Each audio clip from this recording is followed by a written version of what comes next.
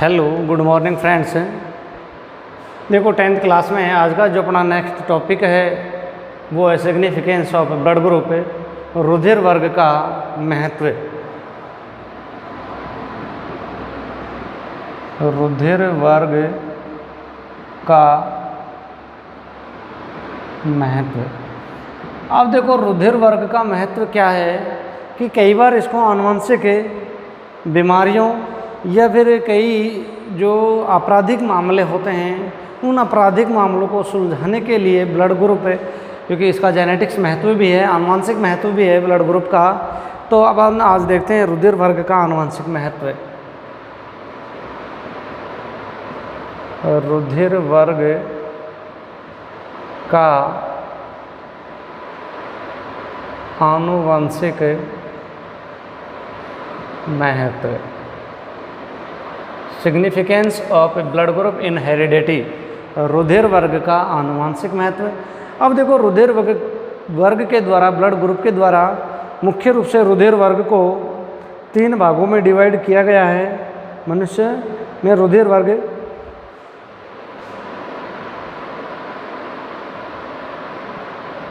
मनुष्यों में रुधिर वर्ग कई प्रकार के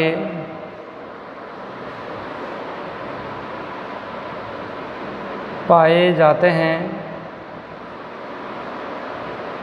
जिन्हें ABO वर्ग कहते हैं। जिन्हें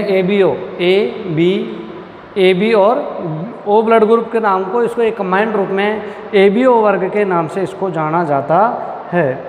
रुधिर वर्ग का नियंत्रण 3 विकल्पियों के रुधिर वर्ग का नियंत्रण है।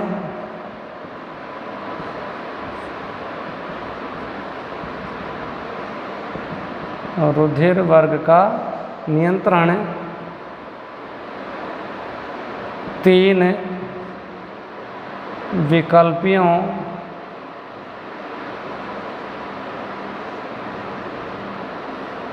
भाई रुधिर वर्ग का जो कंट्रोल है वो 3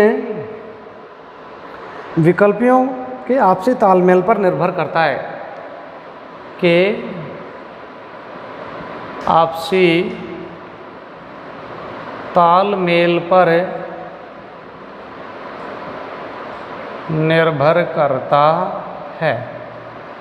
अब ये 3 विकल्पी कौन कौन से हैं? ये तीनों विकल्पी एक ही जीन के भाग पर होते हैं।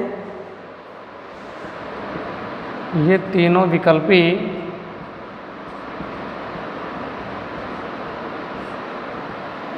एक ही जीन के भाग पर होते हैं। अब इनमें से ये तथा ये IA, IB और IO या small i, IA, IB, IO या स्मॉल i के द्वारा प्रदर्शित किए जाते हैं, के द्वारा प्रदर्शित किए जाते हैं। भाई इनको जो जीन हैं विकल्पी हैं, इनके जो एलील्स हैं वो एलील्स IA, IB, IO या स्मॉल i के द्वारा इनको रिप्रेजेंट किया जाता है, दर्शाया जाता है। और ये लाल रक्त कणिकाओं की सतह पर पाए जाने वाले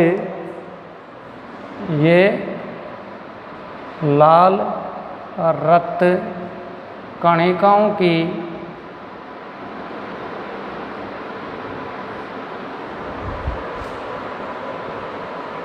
सतह पर पाए जाने वाले एंटीजन A, भाई आरबीसी की सतह पर जो एंटीजन पाए जाते हैं, एंटीजन A और एंटीजन बी का निर्माण वह एंटीजन बी का निर्माण क्रमशः, ये एंटीजन जो ए और एंटीजन जो बी है उनका निर्माण क्रमशः विकल्पी आई ए व आई बी, जो एलील्स के रूप में अपन इनको दर्शाते हैं, द्वारा किया जाता है। तो आई ए आई बी द्वारा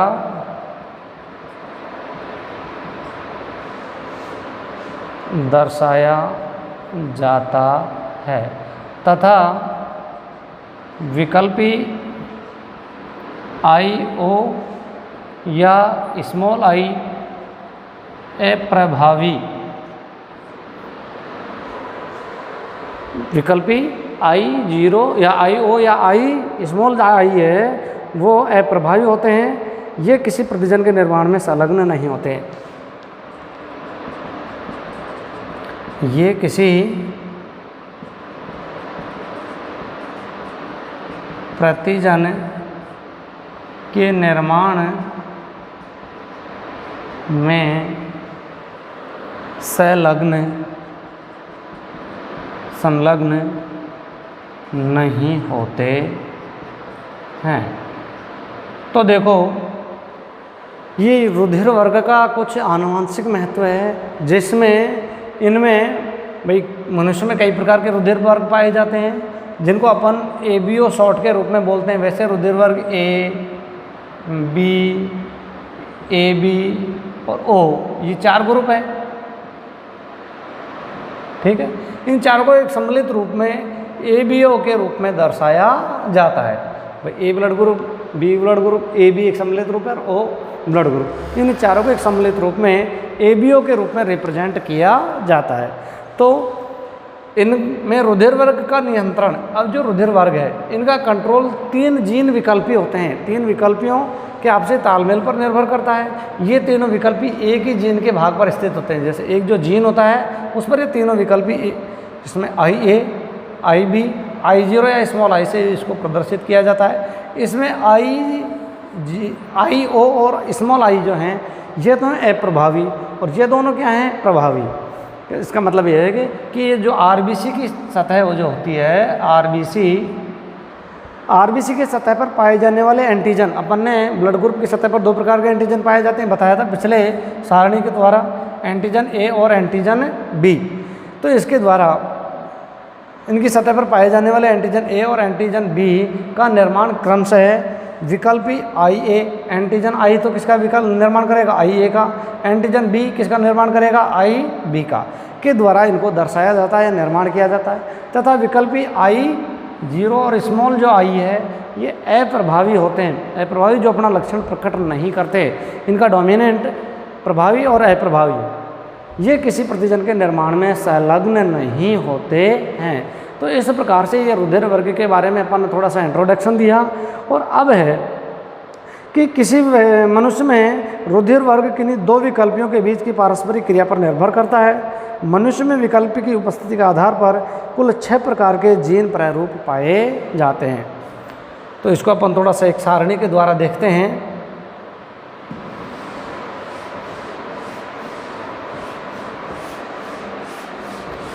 मनुष्यों में विकल्पी के आधार पर जो अपन ने जीन विकल्पी देखे हैं, जीन विकल्पियों के आधार पर 6 प्रकार के रुधिर वर्ग पाए जाते हैं, जिनको अपन एक सारणी के द्वारा देखते हैं। और समयुग्मी प्रभावी और असमयुग्मी प्रभावी है। इन जीन प्रारूपों की वंशागति मेंडल के नियमानुसार होती है। मेंडल के नियम अपन ने पढ़ लिए, वंशागति के नियम। मेंडल ने 3 वंशागति के नियम दिए थे, प्रभाविता का नियम, पृथक्करण का नियम और स्वतंत्र अपीयन का नियम। जो लक्षण अगली पीढ़ी में स्वतंत्र रूप से जाते हैं, कुछ लक्षण युग्मक निर्माण के दौरान पृथक्करण हो जाते हैं, परंतु जब ओजू दोबारा जो स्वतंत्र रूप से होते हैं तो उनमें युग्मकों की शुद्धता बनी रहती है, इसलिए वो युग्मकों की शुद्धता का नियम। प्रभाविता का नियम, जिसमें एक पीढ़ी से दूसरी पीढ़ी में जो लक्षण है, F1 पीढ़ी में जो लक्षण प्रकट हो जाते हैं प्रभावी लक्षण, F1 पीढ़ी में जो लक्षण प्रकट नहीं होते वो अप्रभावी लक्षण। तो इस आधार पर इनको मेंडल की वंशागति के या वंशागति के नियमों के अनुसार समझाया जा सकता है। तो इसको एक सारणी के द्वारा अपन देख लेते हैं कि रुधिर वर्ग के जीन प्रारूप, रुधिर वर्ग के जीन प्रारूप कि मनुष्य में जो 4 ब्लड ग्रुप पाए जाते हैं, उन चारों में से उनको मुख्य रूप से 6 प्रकार के जीन प्रारूप उनमें पाए जाते हैं। तो इसको थोड़ा सा एक सारणी बना लेते हैं 3 कॉलम की।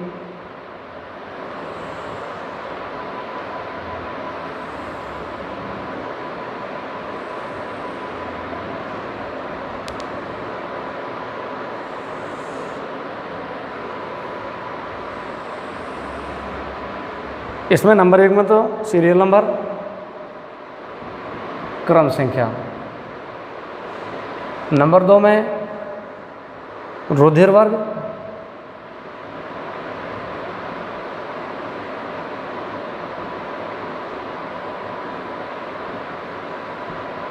रुधिर वर्ग, और नंबर 3 में जीन प्रारूप।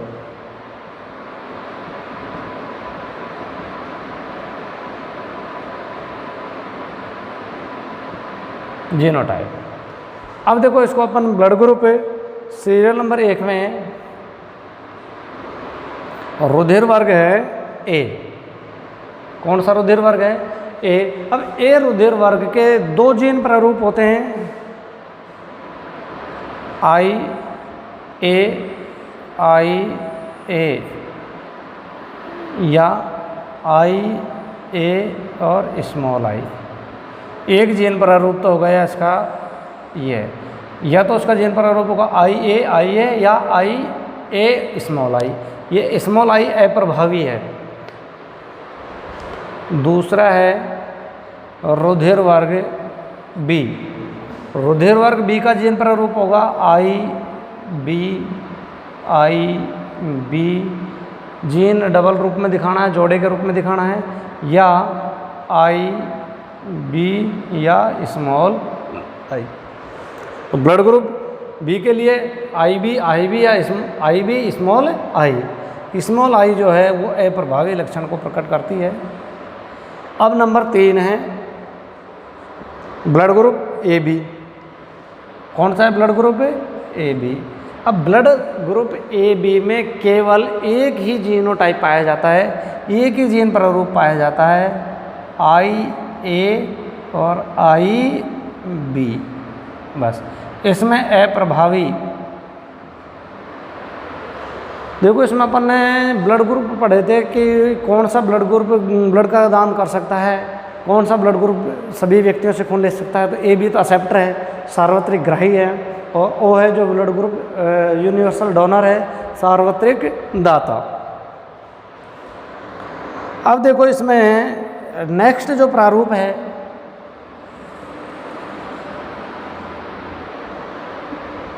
नंबर 4 ओ ब्लड ग्रुप है।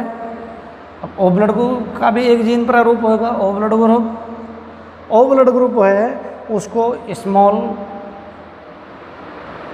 डबल आई से दर्शाया जाता है।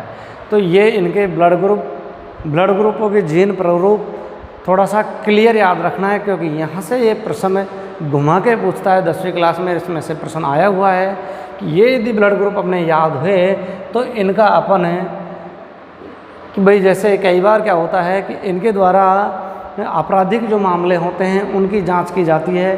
कई बार मान लीजिए कोई एक बच्चा है और उस बच्चे के ऊपर 2 दंपत्ति अपना अधिकार जमा रहे हैं। बच्चे का ब्लड ग्रुप मान लीजिए बी है, बच्चे का ब्लड ग्रुप क्या है? बी है, और उनमें से जो एक दंपत्ति है उसका ब्लड ग्रुप ओ है, जिसमें एक दंपत्ति जो है फर्स्ट दंपत्ति उसमें ब्लड ग्रुप ओ है, स्त्री का ब्लड ग्रुप ए बी है। तो इस हिसाब से मान लीजिए 2 दंपत्ति, 2 माता पिता उस बच्चे के ऊपर अधिकार जता रहे हैं। उसको अपन किस प्रकार से सर्टिफाई करते हैं, किस प्रकार से पहचान दिवा पाएँ कि बच्चा वास्तव में कौन सी दंपत्ति का है। मान लीजिए एक बच्चा है, बच्चे का ब्लड ग्रुप कौन सा है? बी है। इसमें 2 दंपत्ति हैं, फर्स्ट दंपत्ति और सेकंड दंपत्ति। दंपत्ति का मतलब है इसमें स्त्री और पुरुष, माता और पिता। फर्स्ट दंपति। सेकंड दंपति में माता पिता। अब इनमें माता पिता का ब्लड ग्रुप अलग अलग होगा। अब इनकी वंशागत गति अपन देख के चेकर बोर्ड बना के चार्ट के द्वारा देख के और उसमें अपन ये पहचान देंगे, पता लगा लेंगे कि कौन सा ब्लड ग्रुप किस दंपति का ब्लड ग्रुप इस बच्चे के ब्लड ग्रुप से मिलता है। जिसका ब्लड ग्रुप इस दंपति का बच्चे से मिल जाएगा, वास्तविकता में वो बच्चा उसी का होगा। क्योंकि इसमें ये कई बार इस तरह से केस उलझ जाते हैं और उनको सुलझाने के लिए इन जीन प्रारूप के द्वारा, ब्लड ग्रुप के जीन प्रारूप के द्वारा इन आपराधिक मामलों को सुलझाया जाता है। तो इसका उपयोग मुख्य रूप से पैतृकता संबंधी विवादों को हल करने में, ये तो इनके जीन प्रारूप है, थोड़ा सा इसको अच्छी तरह क्लियर से ध्यान रखना। ब्लड ग्रुप ए, ये तो सीरियल नंबर 1 2 3 4। ब्लड ग्रुप ए, ब्लड ग्रुप ए के 2 जीन प्रारूप हैं, IA IB। इसको तो डबल के रूप में लिखना, IA डबल है। या इसका जीन प्रारूप कौन सा हो सकता है, IA, एक तो कैपिटल I और एक स्मॉल I। इस तरह से इनके A और B के तो हैं डबल ब्लड ग्रुप, 2 2 4 2 6, मतलब 4 ब्लड ग्रुप के 6 जीन प्रारूप हैं। B का भी इसी तरीके से B ब्लड ग्रुप है, IB और स्मॉल I, इस प्रकार से दर्शाना है। ब्लड ग्रुप AB जो है उसका एक ही जीन प्रारूप है, IA और IB, दोनों ब्लड ग्रुप को I के ऊपर लगा देना है इस तरह से। O को स्मॉल I से दर्शाना है, स्मॉल I डबल से। ये थोड़ा सा ध्यान रखना है बस। इसमें जीन प्रारूप A तो डबल I के साथ में डबल A लिखना है और फिर एक I स्मॉल के साथ में लिखना है। इनमें से ध्यान रह जाएगा IA और IB है और इसका स्मॉल I।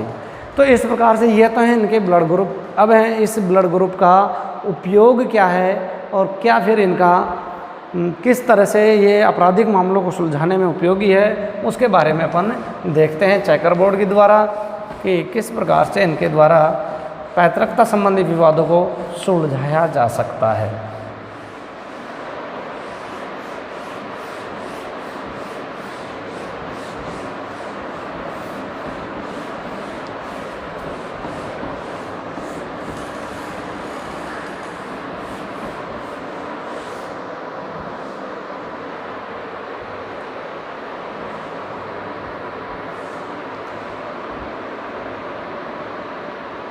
रुधिर वर्ग का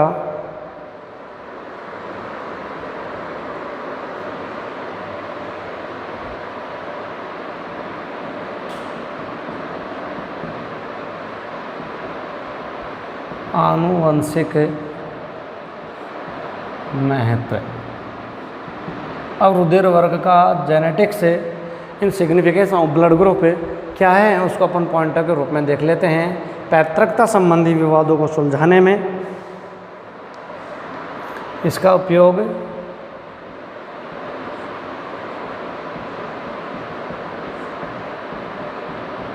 पैतृकता संबंधी विवादों को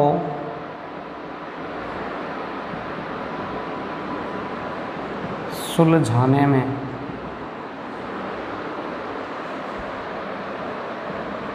भाई अभी बताया था कि यदि पैतृकता संबंधी विवाद है, एक बच्चा है उसके ऊपर 2 माता पिता अपना अधिकार जता रहे हैं, तो उनमें कि भाई वास्तविकता में संतान किसकी है, उस पैतृकता संबंधी विवादों को सुलझाने में भी ये रुधिर वर्ग एक उपयोगी साबित हुआ है। सिग्निफिकेंस है इसका भी, है ना। नेक्स्ट उपयोग है कि सफल रक्तदान करने में, सफल रक्तदान, ब्लड ट्रांसफ्यूजन,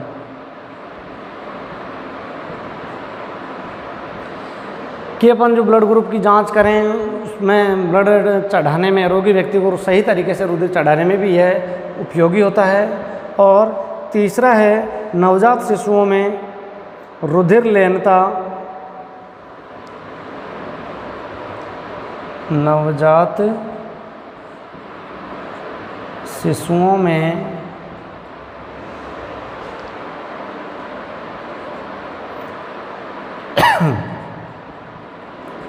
रुधिर लीनता हीमोलाइसोसिस, रुधिर का जो थक्कापन होता है, हीमोलाइसोसिस, लीनता तथा आनुवंशिक रोगों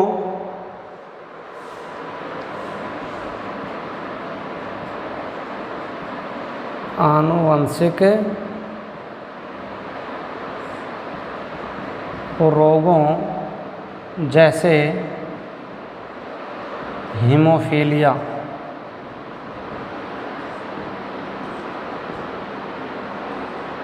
आनुवंशिक रोग है हीमोफीलिया, आनुवंशिक रोगों जैसे हीमोफीलिया आदि के इलाज में किया जाता है।